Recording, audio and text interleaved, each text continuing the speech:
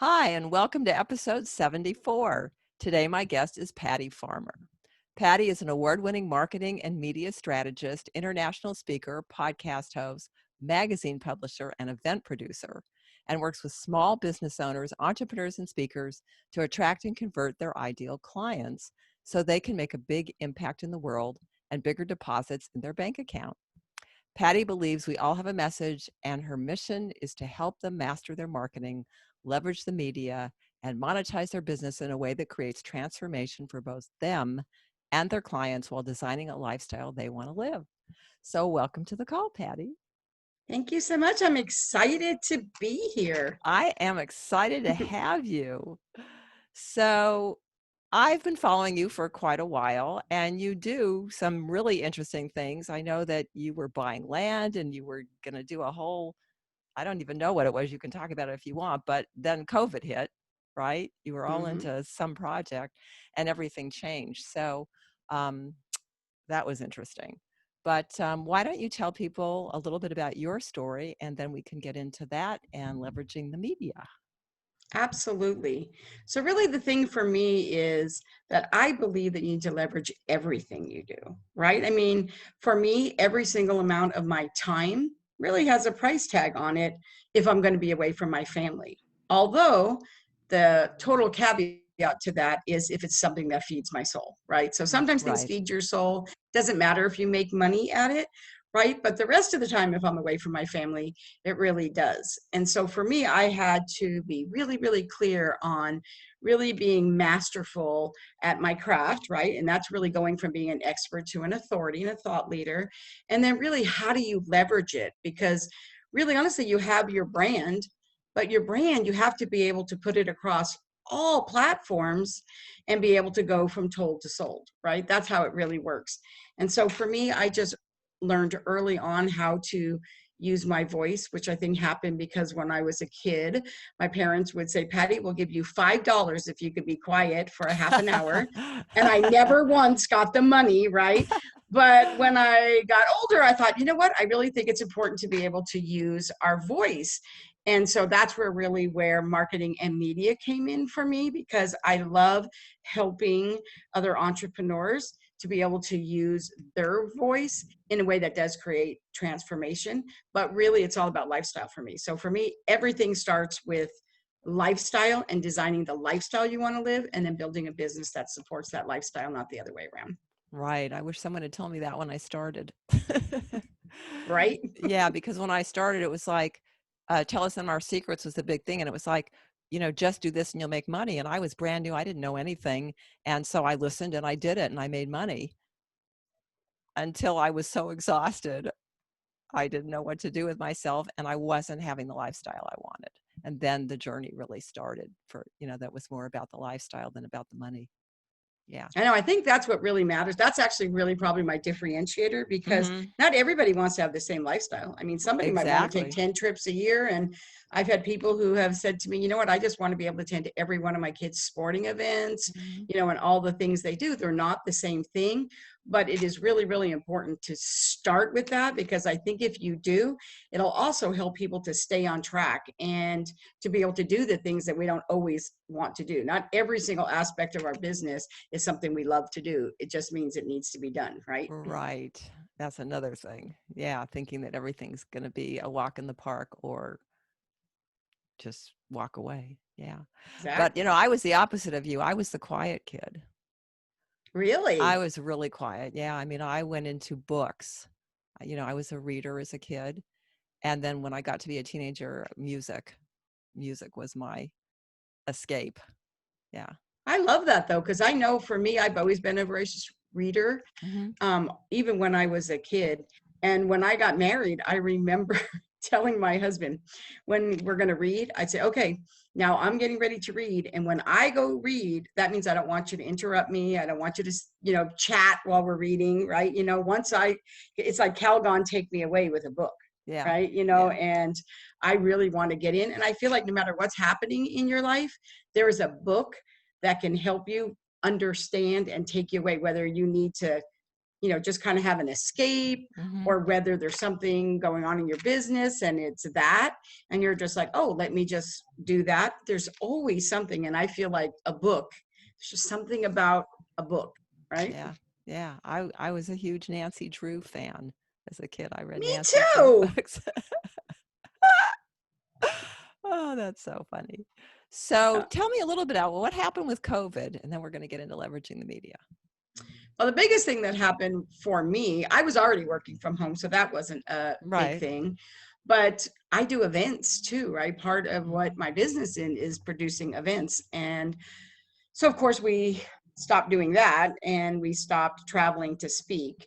And I think, though, sometimes when you stop doing and you start being, everybody keeps talking about the pivot, right? Right, But I right. really think that for me, I was traveling so much out of the country about 12 times a year.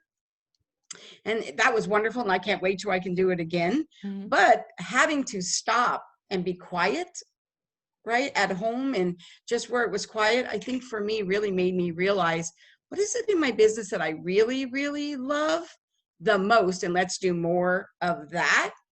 And And so what I think was that that? was, Yeah, what yeah, was that? for me, it was really like, how can I serve one-on-one?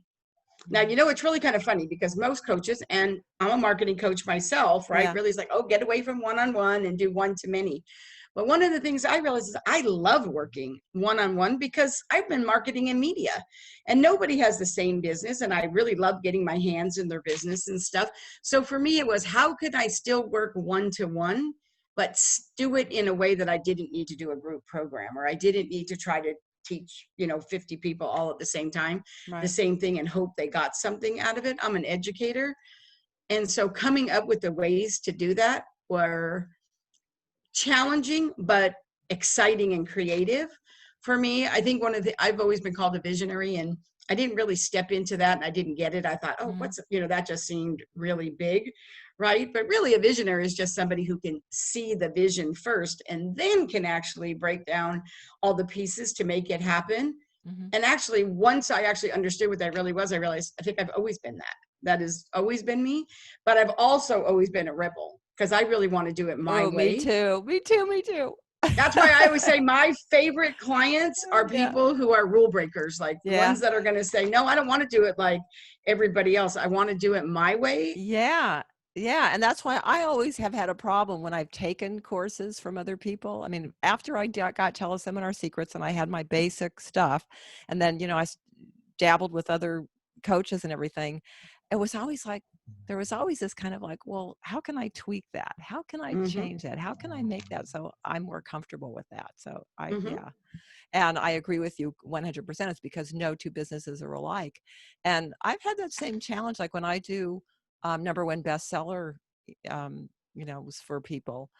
Uh, I'm my hands are in their business. I mean, it's like I'm fixing their copy. I'm, pulling stuff out of them. And I think, well, how could I even do this in a group without, because I still would have, even if I did it in a group, I guess I'd have to limit it to so many because I still have to look at how they implemented it. Because if it's not working, it's not going to work, right? If Exactly. it's not laid out the copy the right way.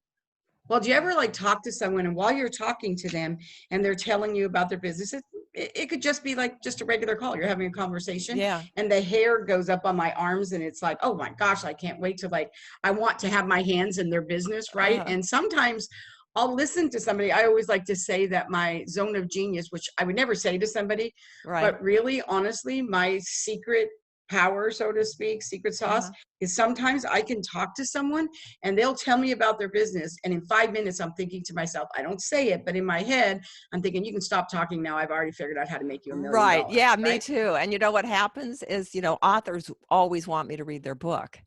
And what they don't understand is I don't have to read your book to know how to help you in that, but sometimes I have to, um, I hate to use the word appease, but I mean, you know what I mean? I have to make them feel that I get what they're talking about. And so I will read part of it But there is that thing where I already know I can, I already know what I have to do. Exactly. And who would want to take on a client if you didn't think you could help them, right? Right, You know what I right, mean? of course. I'm going to tell you those days of, it's been 20 plus years that there's ever been a time that I thought to myself, oh, I know I can help them, but I don't really love what they do. I always say, get rid of that right away. Nobody should ever work with somebody that's not the right fit, right? Because they're interviewing you and you Absolutely. should be interviewing them. So I Right. only work with clients that, I get up every day and I'm excited and full of joy for Mhm. what they do. But I think part of that is asking good questions. And then for me, it's also knowing how I'm going to leverage it. Mhm. I've had, as a matter of fact, a couple of weeks ago, somebody had a conversation with me. And as she's telling me about her business, I said, you know what? I said, I love it. It's exciting what you're doing, but I don't think I'm the fit for you. I don't think what you're saying that you want to do is really where I can help you the best, but I'll introduce you to somebody. And Right. then we kind of just kept talking. And then I was like, wait a second, what did you say you want to do? And then when she kind of told me that she wanted to create this, I'm like, oh, I can help you do that. And so she did hire me. But the thing is, I'm really, really clear about who I want to work with, Yeah. because I also want to help my clients work with each other and, how to help them collaborate. So really for me, it's always about big picture and not just, oh, how's the way we could do this? Because when you're leveraging, right, in today's business environment, I think, and with COVID, it's even more, relationships are the currency in today's business environment. Absolutely. I'm always, if I'm on a post and people are commenting and they're looking for something that I know would be good for one of my clients, I always connect them or Me at least too. ask if they want to connect, one of the Mm-hmm. two. But if you're willing to share, I would love to hear your tips on how you were able to work one-on-one and make that work. So for me, what I did is I decided that I would rather do it in, so I have one-on-one clients. I've always had one-on-one clients, but I've always limited it to 8. Right, me I always too. said I could only take on 8 one-on-one clients, Yeah, I only take just so that I 5. know that I could really serve them. But Mhm. then, and obviously, I have a podcast and a magazine and I do events. So there's a Yeah, you lot of do a other lot. ways. Yeah. Right. But for me, I really love the mastermind experience a Mhm. lot.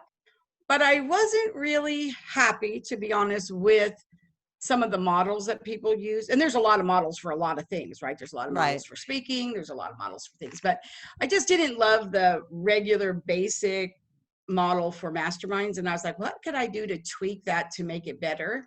And so I just designed my whole new thing. I'm actually going to be rolling it out in January, so you'll hear about Oh, it good. Okay, because so it's I'll going to have to be pay exciting. attention.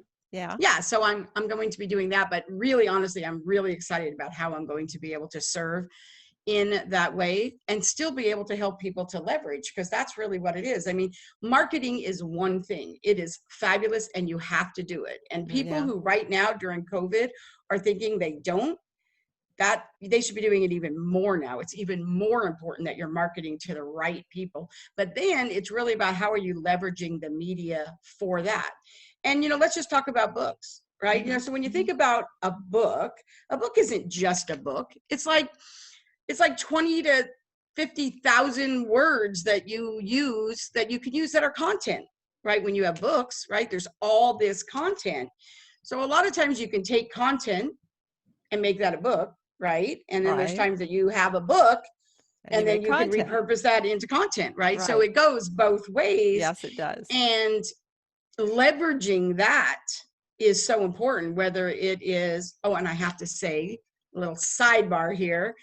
When I just purchased your ebook thing, I didn't know anybody did that. I've never heard of anybody doing it for ebooks. I've only seen people do it for books. And so I love that you did. I can't wait to share it with everybody in my network because I think that's awesome. But with that said, being able to take a book and make an ebook, like just now recently, I have 5 books. You're talking They're about the all workbook, right? collaboration. You're talking about the real easy ebook workbook. Yep, they're real Yeah. easy book. Yeah. So for me, I have 5 books, but they were all collaboration books. So my first 5 Oh, books were all ones that I did in collaboration. Mhm. Once time went on, it's like, they're still for sale and they're still amazing. Mhm. But all of a sudden I realized, why am I not taking my chapter and, making it more robust and turning it into an ebook and putting it on Amazon? I have 5 books. I didn't have an Amazon page. I was like, why don't I have an Amazon page, right? Oh my God, you have to have an Amazon page. I know. I was like, why hadn't I done that? And so I feel like I'm really working. That's like another way to leverage. It's just Mm-hmm. so smart. But I hadn't seen anybody really teaching that until I saw that ebook thing that you had. So I thought, I had the 21 strategies that you have. That's an amazing book, right? Oh, thanks. Yeah, that's But this really one. leveraging a That's book. So this I think one, that everybody. there Oh, you go. wrong Thank you so one. much. Wrong one. Wait a minute. That one. There you go. That That one. one. So Yeah. I think that's important because I believe that if you have a book, you should also be a speaker. And if you're a speaker, Oh, me you should too. also have a book, right? Absolutely. Absolutely. Yeah. And So that's why even my though market really is thought leaders and speakers. I mean, when I, yeah, and, when I say in heart-centered entrepreneurs, I mean, because I worked with a lot of those too, but really the speakers, I completely agree with you. That's where it's 100% at. and Yeah. 85% of my clients are speakers. So, Yeah. or want to use speaking as a marketing strategy. And so probably out of that, only like 15% of them are already an author. And so to me, Well, we have to it's talk about that. Yeah. yes. And so it's like, why do you not have a book? Right. Yeah. And if you need to start with an ebook, that's fine. But really, why is that not part of another way for us to leverage media for you? Right. And then there's really all about how are you using other things, like there's speaking, there's stages, there's sponsorships, there's getting on podcasts, which is one of my favorite Yeah, ways me to too. be able to leverage it, because people talk a lot about opportunities, and and I know that you make money in two ways: revenue and opportunities. Right? Those are the two ways we really make money. So one of the things that I always love to say about an opportunity, or an op as I like to call Yeah. it, is op for me stands for other people's people. So how can you serve someone else in such a way that they get to know you, trust you, and feel comfortable putting you in front of their people? I feel really good when I ask people to write for my magazine or be on my podcast or speak on a stage for me or do a Facebook Live or whatever the case may be.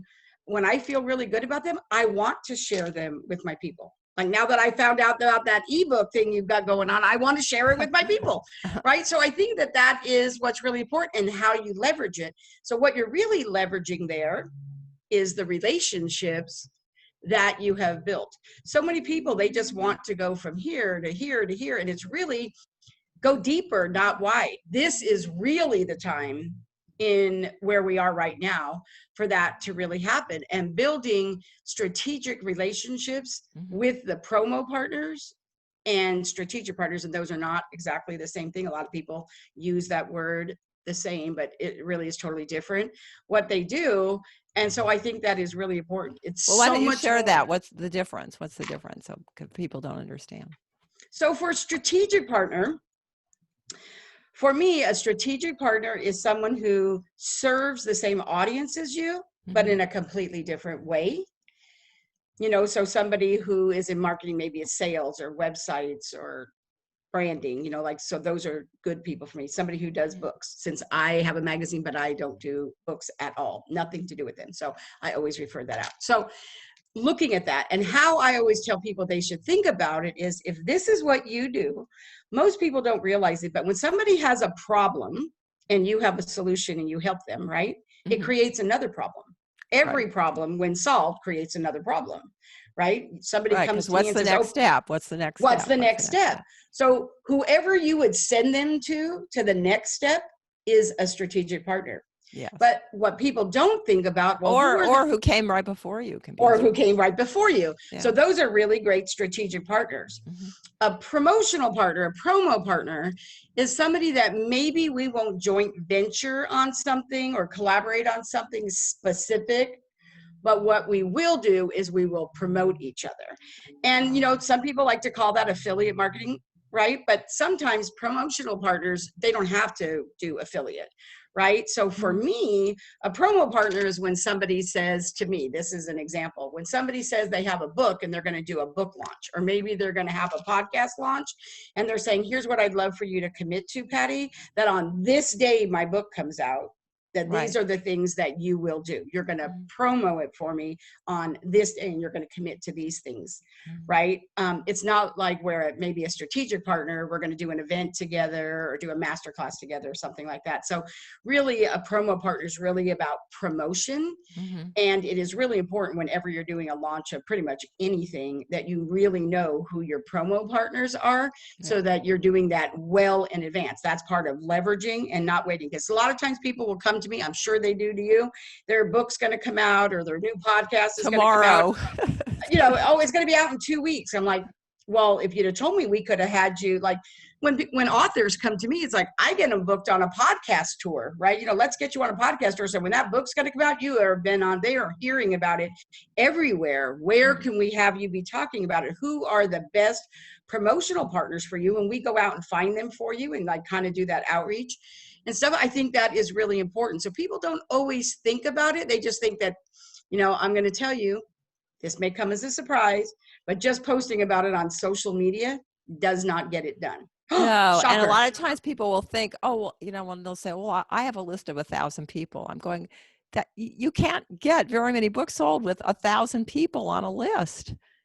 You need way more than that." Or, sometimes Or, sometimes they'll come in, they only have like 100 or they don't have anything. They don't even have an email list, which is although one I of the have taken people to six figures and they yeah. had a list of 500, it Yeah, but isn't that's even different than a always book. That's different than a right. book. But it's different than a book. Right. So Yeah. in a book, it is totally different because it's really all about how engaged those people are. And And you're are talking you about really something that they're either going to buy for like $2.99 or maybe $19 at the most, not buy a program that you could charge maybe $5,000 or $10,000 for. So right? yeah, it's So I think it completely really different. does matter knowing where you need to leverage and what you need to Yeah, do. yeah, And like I always like to say, and you build the relationship with those people before the thing is that you want to yes, do. It cracks me up when they say, oh, yes, Patty, I want to talk to this journalist and I want to talk to that journalist. And this is happening right now in the world. And I'm like, I know you build relationships with journalists before, so you become a trusted resource and advisor. And when they need something, they come to you, right, for that. So right. people don't always think about that. They just think they can do everything. That's why there's a cycle of publicity, right? For Mhm. PR, there's different, cycles that things happen. You don't decide that you're going to do something for Christmas and come out with a book about something at Christmas time and you weren't already working on it in the summer, because the cycle is this, the news cycle isn't going to, it's very definitive when you should Right. be pitching certain things. Right. Well, that is one of the reasons that I love, though, #1 bestseller launches, because if you don't have all that stuff in place and you do come in at the last minute, that is one way that you can jumpstart and get something going. It's not going to be like doing a New York Times where you have to, sell 10,000 books, but you can sell. But, a really perfect example, what you're talking about, is I recently did a crowdfunding publish sizer campaign for one of my clients. And that's to help them get a publishing deal, not through a traditional publisher. Like Publish Mhm. Sizer has the relationships, and you only have 30 days to do it. And we tried, well, she came to me about 5 days after it had already started, first of all, right? So it's like what you're saying. It's like, oh, this would have been way better if you'd come to me before and we had started at the beginning. But I had to come in and then kind of fix, because she kind of didn't start at the beginning. But then what happened was I saw that the way she was trying to sell books, and she only had 30 days, there was no way she was going to sell enough books in 30 days, selling one book at a time. So we needed to sell bundles of books. Well, between the two of us, we have, probably, I don't know, 40, 50 years of relationships between the two of us, right? So we were able to do that in 30 days and get enough books sold to get her the deal.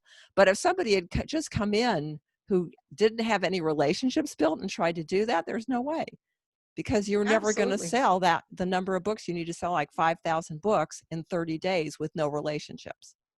Absolutely. And then not only that, but like when you have a book, even if it's an ebook, I mean, when you're pitching, when I'm pitching people to be on stages Hmm. and when I'm pitching my clients to be on podcasts or whatever type of media we're going to, if they Yeah. have a book, or at least an ebook of something like that, it like opens doors, right? And if Absolutely. you're That's my website. Books Open Doors. Yeah. they do, there you go. Yeah. And so really it does. It And when you're does. a speaker, if you have a book, like you need to be speaking about it, because then you Yes. can create a course around it. And then there's a lot of other things. I mean, nobody's going to, unless it's a New York best times, right? Right. Right. Are you going to make so much money just from the book without doing anything else? Oh, I'm just going Right. to write Well, this and book. guess what? Even with the New York Times bestseller, there are people who buy their way onto the New York Times bestseller list, and they spend $100,000 to $200,000 to do it.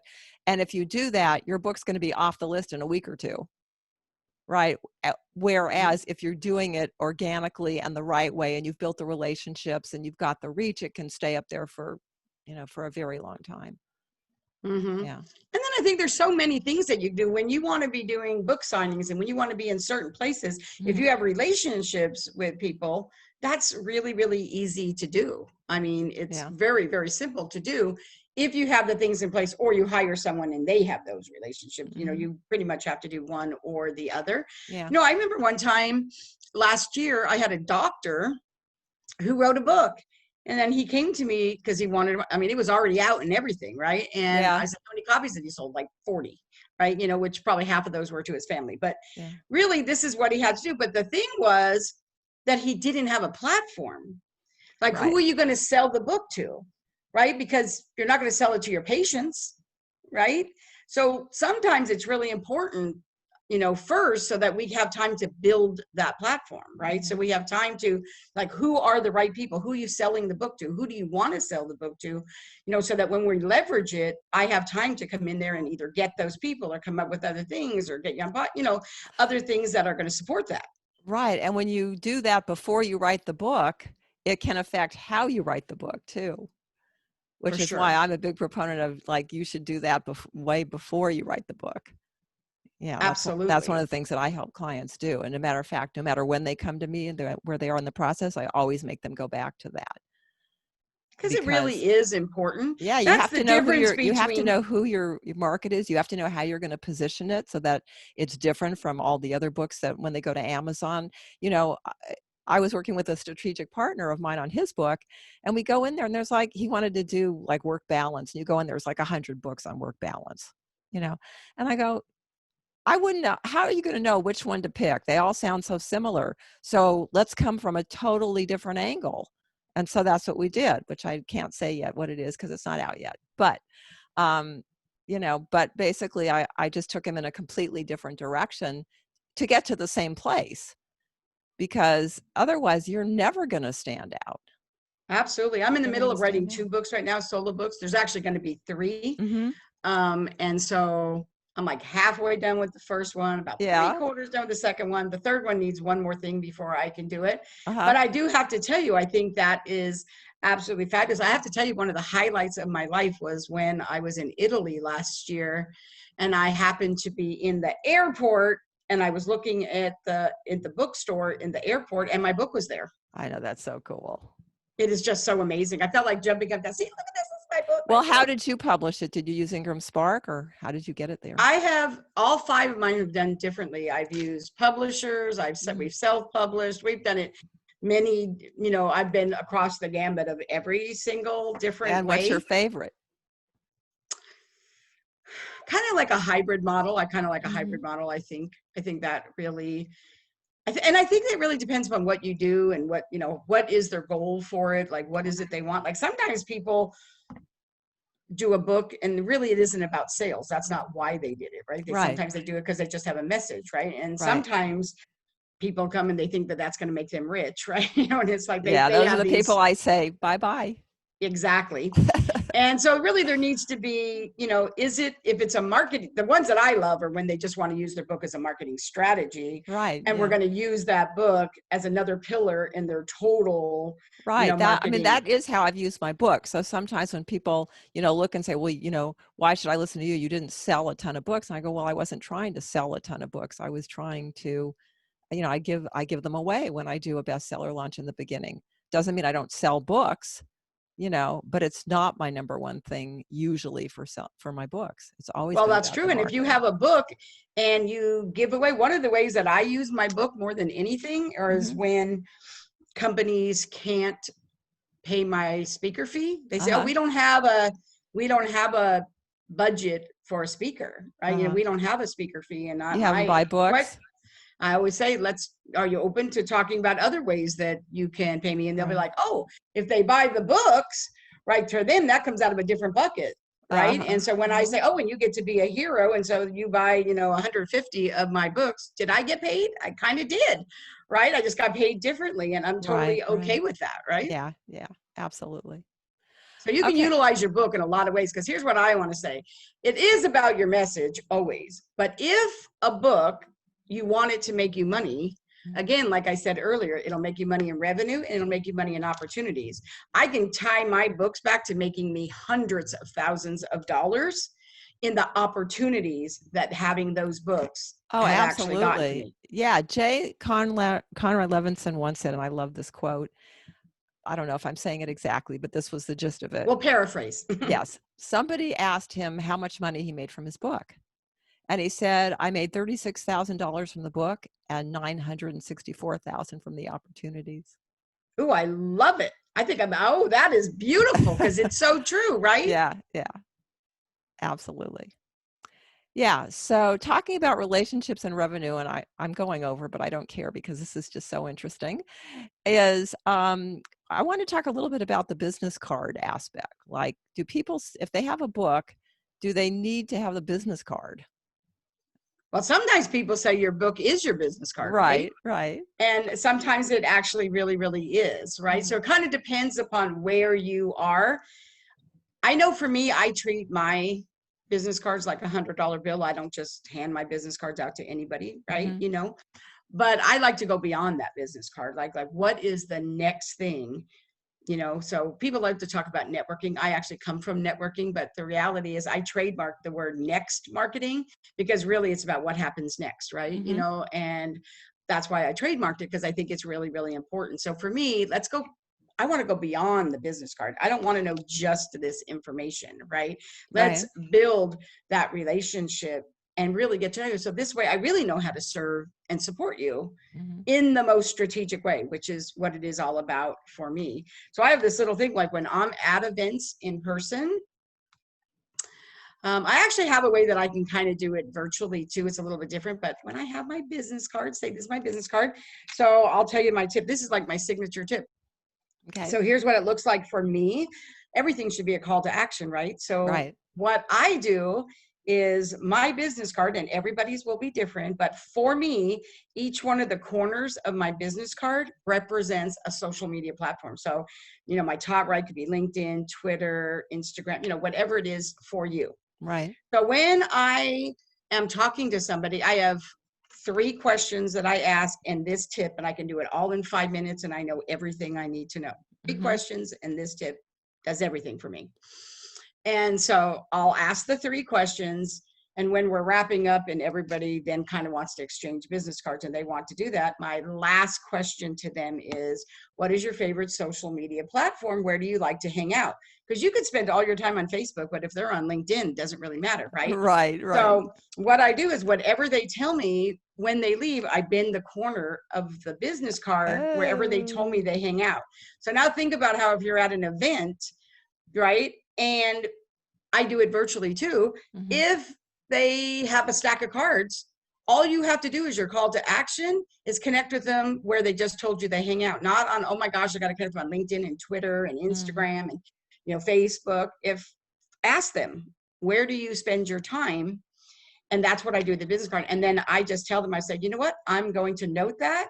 Expect to hear from me. I really want to go beyond the business card. Like for me, it is really about true connection. Let's go beyond the business card. And I have to tell you, it works for me every time. That's And I awesome. will tell you, I have a 100%, so that's pretty strong. I have a Wow. 100% success rate at people showing up for meetings for me. Wow. 100%. And here's why. So as long as we've talked about business cards. So here is Yeah. why. Because when I'm confirming it, here's how I handle that. Okay. Because my time is so important, right? And I want to Right. honor That's all your we time too, have. Yeah, that's all right? we have. So what I say is I would let her say, so Ellen, I know that we're going to meet on Friday So whether that's virtual or in person, Mm-hmm. right? I confirm that. I say, what I would really love is when you confirm it with me, would you please do two things for me? Well, actually three now. One, send me an introduction on how you would like to be introduced. Let me know who you would like to be introduced to, who are your most strategic partners, and what is an exact right fit client for you. And the reason I'm asking those, so here's the punchline. The reason I'm asking that is so this way, before we meet, I have a chance to go through my database and I'll bring them with me when I come. Oh, nice. So of course they want to come, right? And they Right, right, because they should, know they're doesn't going to always get happen, something. Yeah. right? So they should come back and say, oh my gosh, Patty, yes, I'll be there, and tell me that about you too. So now when you show up and you're having this conversation, it's a much more dynamic conversation. Mm-hmm. For sure, because haven't you ever had a call with somebody and then when you got done with that call, they said, oh, I'm going to introduce you to such and such, and then a week goes by and 2 weeks go by and you're like, wow, that would have been a really great introduction, and you think, oh, I feel kind of icky. Can I go back and say, hey, you said you Yeah, would, yeah. right? So this is the way to kind of get around that. Mm-hmm. And so when I handle that, I'm really big on making sure that I take care of all my deliverables, but I love to exceed expectations and really leverage it, because what happens, that one little thing there, when I go beyond the business card, Mm-hmm. when I do, they want to introduce everybody to me and they want to tell everybody, oh my gosh, you don't know Patty Farmer? You should know Patty Farmer. She does intentional networking. She does great introductions. So Well, it's important. absolutely. And I will tell people, when you came on this call today, I mean, the first thing you said was, you gave me a 5-star review, you bought my book, you loved my book. I mean, I had such high energy before we got on the call and started, because you made me feel, fabulous. Because you So, are fabulous. well, who doesn't want to feel that way though? Mm-hmm. Right? Who doesn't want to feel special? Who doesn't want to feel like they did a great job, and that you helped somebody? I mean, it's Mm-hmm. fabulous. So, yeah, when you go beyond, you get more too. Mm-hmm. What you put out comes back. It's how you leverage it. Yeah. Here's another way. I'll share another one. I know we probably do have to wrap up. Yeah, So we here's do. another I have thing another about the call. Yeah. podcast. So Yeah. here's about the podcast. Here's another way. Here's one of the things that I do. So yes, I always leave a 5-star review on their Uh-huh. business page and a Yeah. LinkedIn recommendation. But once the podcast is out and you're promoting it, Mm-hmm. what else can you do? So you know how I talked earlier about leveraging other people's people? Mm-hmm. So say you are episode 55. Mm-hmm. So now you're talking about it, I'm episode 55, go listen to the podcast, right? What I do is I wait a week or so, and then I go and look and I see who was 54 and 56. And if they're appropriate, because I'm usually on podcasts or whatever, I Mm-hmm. actually promote those podcasts and promote other people, because then Oh. when they go to listen to 54 and 56, what's in between those? Oh, that's Mine. brilliant. That is brilliant. And then Yeah. those people who I don't even know probably are super excited. So then, now I made a really good connection with them. And then the host sees that, oh my gosh, she didn't just promote hers. She actually cared about me, and she promoted my other ones too. And that's really kind of a really good way to do it. That is Other cool. people's people. Well, I have one last question. Okay. How do you decide whether to give a business card or a book? Ooh, that's a good question. Well, even when I give a book, I always have my business card in the book. So, Okay. so I always do that. But I really kind of feel like it depends upon, like, for what I do for a living, it depends on what's the call to action I want them to take next. Mm-hmm.